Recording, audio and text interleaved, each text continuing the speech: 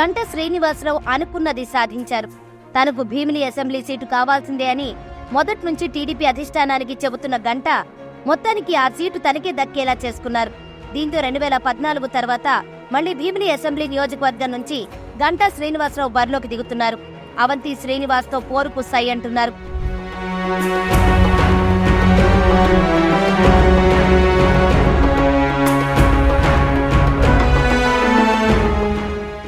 ప్రస్తుతం అవంతి శ్రీనివాస్ భీమిలి ఎమ్మెల్యేగా ఉన్నారు.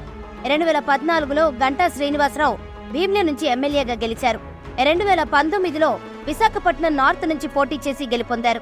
ఈసారి పొత్తులో భాగంగా విశాఖపట్నం నార్త్ స్థానాన్ని బీజేపీకి కేటాయించారు. టీడీపీ, జనసేన, బీజేపీ ఉమ్మడి అభ్యర్థిగా విష్ణుకుమార్ రాజు బరిలో ఉన్నారు.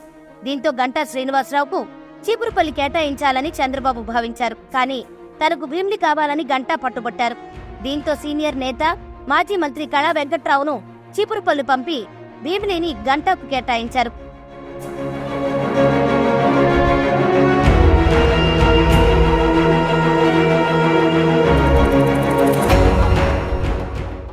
వాస్తవానికి గంటా శ్రీనివాసరావుకు ఒక రికార్డు ఉంది.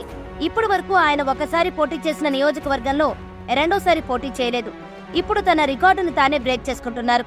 మొట్టమొదటిసారి ఒక నియోజకవర్గం నుంచి రెండోసారి పోటీ చేస్తున్నారు.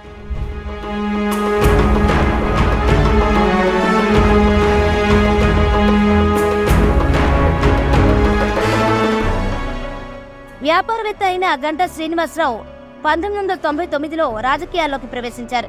తొలి ప్రయత్నంలోనే అనకాపల్లి లోక్సభ నియోజకవర్గం నుంచి టీడీపీ తరపున ఎంపీగా గెలిచారు. ఆ తర్వాత 2004 ఎన్నికల్లో చోడవరం నుంచి ఎమ్మెల్యేగా గెలుపొందారు. చిరంజీవి ప్రజారాజ్యం పార్టీ ఏర్పాటు చేశాక అందులో చేరి 2009లో అనకాపల్లి అసెంబ్లీ స్థానం నుంచి పోటీ చేసి కొనతాల రామకృష్ణపై గెలిచారు. అయితే ప్రజారాజ్యం పార్టీని చిరంజీవి కాంగ్రెస్ లో విలీనం చేయడంతో గంటా కూడా కాంగ్రెస్ పార్టీలో చేరారు.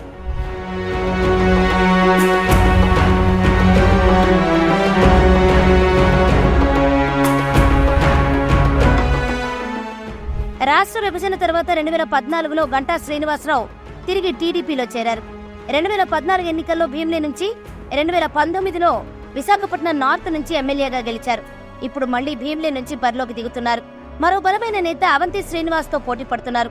గంటా శ్రీనివాసరావు, అవంతి శ్రీనివాస్ ఇద్దరూ కాపు నేతలే, ఇద్దరూ వ్యాపారవేత్తలే. కాబట్టి ఈసారి భీమిలి పోరు ఆసక్తికరంగా మారింది.